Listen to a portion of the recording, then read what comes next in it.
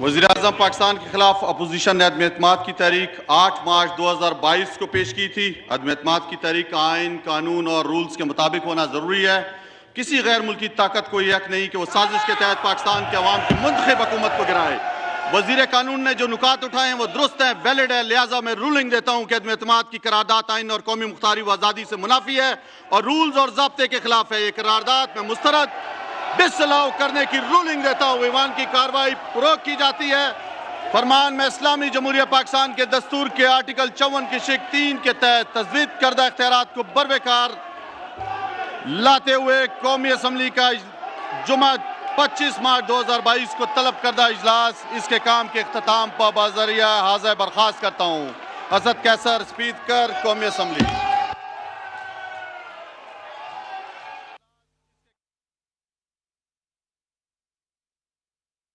वज़ीर आज़म के खिलाफ करारदाद को मुस्तरद कर दिया गया है। अहम अपडेट से आपको आगाह करें, बड़ी खबर आई है।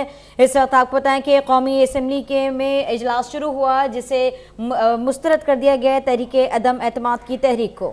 आज जो कि बड़ा दिन था, आज वज़ीर आज़म इमरान खान के खिलाफ अपोजिशन की तरफ से तहरीक अदम एतमाद जमा कराई गई थी और आज उस पर वोटिंग होनी थी, जिसका आगाज़ के साथ ही वज़ीर कानून फवाद चौधरी को दावत खिताब दी गई स्पीकर की जानिब से और फवाद चौधरी ने इस हवाले से अपनी गुजारिशात पेश की स्पीकर के सामने, जिसके बाद स्पीकर कौमी असम्बली ने ये इजलास 25 मार्च तक के लिए मुलतवी कर दिया है। आपको अपडेट कर रहे हैं इस हवाले से डिप्टी स्पीकर कासिम सूरी, जिन्होंने आर्टिकल 5 के तहत अदम एतमाद की इस तहरीक की करारदाद को मुस्तरद कर दिया है और अब इस माह की 25 तारीख तक के लिए ये इजलास मुलतवी कर दिया गया है। अहम खबर आपको दे रहे हैं, वज़ीर आज़म के खिलाफ अदम एतमाद की तहरीक है जिसकी करारदाद को स्पीकर ने मुस्तरद कर दिया है। वज़ीर आज़म इमरान खान के खिलाफ अदम एतमाद की करारदाद को मुस्तरद कर दिया गया है। तहरीक अदम एतमाद के हवाले से स्पीकर ने रूलिंग दे दी है। डिप्टी स्पीकर कासिम सूरी की जानिब से तहरीक अदम एतमाद को आइन के मुनाफी करार दिया गया और इस करारदाद को वोटिंग से पहले ही मुस्तरद कर दिया गया है। इस कार्रवाई को 25 अप्रैल तक के लिए मुलतवी भी किया गया। डिप्टी स्पीकर कासिम सूरी ने रूलिंग दे दी है। तहरीक अदम एतमाद स्पीकर ने रूलिंग दे दी है। अपडेट से आपको आगाह कर रहे हैं, अदम एतमाद के करारदाद आइन के मुनाफी है और इस मौके पर वज़ीर कानून फवाद चौधरी के जानिब नुक्ता उठाया गया कि कौमी आर्टिकल 5 के तहत ये मामला दुरुस्त नहीं है और इसके बाद रूलिंग दी गई है और रूलिंग देते हुए अदम एतमाद के करारदाद को आइन के मुनाफी करार दिया गया। इसी बात पर बात करने के लिए इस वक्त हमारे साथ सीनियर एंकर पर्सन अब तक न्यूज़ फरीहा इदरीस मौजूद हैं। फरीहा, ये क्या हुआ है? आज वज़ीर कानून की तरफ से एक गुजारिशात पेश की गई और उसके बाद इजलास मुलतवी कर दिया गया है, करारदाद को मुस्तरद कर दिया गया है। बहुत ही इंटरेस्टिंग डेवलपमेंट हो गई है। हम बड़े दिनों से सुन रहे थे कि प्राइम मिनिस्टर इमरान खान कह रहे हैं कि वो तुर्क का पत्ता खेलेंगे, मगर बहुत सारे लोगों को अब आके ये लगना शुरू हो गया था कि सरप्राइज कार्ड कोई उनके पास है नहीं, वो सिर्फ एक पॉलिटिकल स्टेटमेंट दे रहे हैं। लेकिन आज जो हुआ है, मुझे लग रहा है कि किसी को भी इसका इतना अंदाजा नहीं था।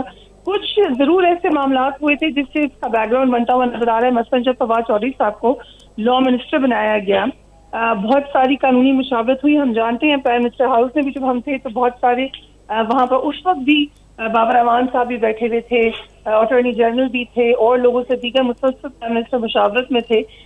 तो कहीं पर इस किस्म का मशवरा उनको दिया गया। कल प्राइम मिनिस्टर का जो इंटरव्यू चला है समा टीवी पर इमरान खान साहब ने किया है, उस पर भी प्राइम मिनिस्टर ये कहे थे कि मेरे पास बहरहाल एक प्लान है, मैं डिटेल्स इसलिए नहीं देना चाह रहा कि हमारी बातें लीक हो जाती हैं अभी तक। और आप देखें, सरप्राइज इस तरीके से भी दिया उन्होंने कि कल तक तो ऐसे लग रहा था कि सब लोगों को उन्होंने बुला लिया है असेंबली में। कुछ खबरें लीक भी करवाई गई ये कह कर के शायद हमें कुछ सपोर्ट मिल गई है PMLN के लोगों की। ये भी कहा गया कि शायद गेम चेंज हो, ये भी कहा गया कि नहीं बहुत बड़ा जुलूस करने जा रहे हैं, लोगों को बुलाएंगे। और फिर प्राइम मिनिस्टर की एक पिक्चर कल लीक की गई कुछ, जिसमें वो सिग्नेचर करते हुए नजर आ रहे हैं, जो कि अपेरेंटली लग रहे हैं बहुत सारे लोगों के रेजिग्नेशन है, बस रेजिग्नेशन है। ये कहा गया कि हम ये सोचते हैं कि हम नेशनल असेंबली प्रोविंशियल असेंबली के साथ इकट्ठे रिजाइन कर दें। अगरचे उस पर फिर आपने देखा कि जो दूसरी अपोजिशन की तरफ से ये मौका अपनाया गया और दीगर कानूनदानों ने भी कहा कि अगर ये रिजाइन कर भी देते हैं 140 प्लस लोग, उसके बावजूद नेशनल असेंबली चल सकती है। 52% की जरूरत होती है। हम इस पे बाय इलेक्शन करा लेंगे, हम दोबारा इलेक्शन करा लेंगे और अपनी हुकूमत चलाएंगे। लेकिन उस पर फिर आगे बहस कराई गई कि जो लोग दूसरी तरफ वोट करने जा रहे हैं वो क्योंकि डीसीट हो चुके होंगे तो बहरहाल असेंबली डिसॉल्व हो जाएगी। अभी थोड़ी देर पहले मैंने अल जजीरा, स्काई न्यूज, बहुत सारे मेन स्ट्रीम जो चैनल्स हैं इसको कट करे हैं, इसके ऊपर रिपोर्ट करे हैं। उन सब ने यही एंटिसिपेशन दी हुई थी कि शायद प्राइम मिनिस्टर ना सिर्फ ये वोट हार जाएंगे मगर दूसरी तरफ ये कि वो बल्क रेजिग्नेशन करने जा रहे हैं। तो जो हुकूमत का बड़ा सरप्राइज था वो नजर आ रहा है कि कामयाबी से उन्होंने इसलिए कर लिया कि कहीं भी स्पेकुलेशन में जो असल में हुआ है इसका कहीं जिक्र ही नहीं था। थोड़ी सी असेंबली के अंदर हमने चहमगोइयां सुनी थी क्योंकि कल की जो डिनर हुआ था प्राइम मिनिस्टर का जिसमें तकरीबन 140 प्लस उनके एमएनएज मौजूद थे। प्राइम मिनिस्टर की अगेन एक वीडियो खुद ही पीटीआई ने लीक की जिसमें उन्होंने तमाम लोगों से बातचीत की, उनको ये कहा कि ज्यादा परेशान ना हो, देखें मैं यहीं पर होऊंगा। 2-3 ट्वीट्स भी लोगों ने की मगर सबका ख्याल था कि ये एक फ्लूक है, सिर्फ हिम्मत बंधाने के लिए कह रहे हैं, ऐसा कुछ होने नहीं जा रहा।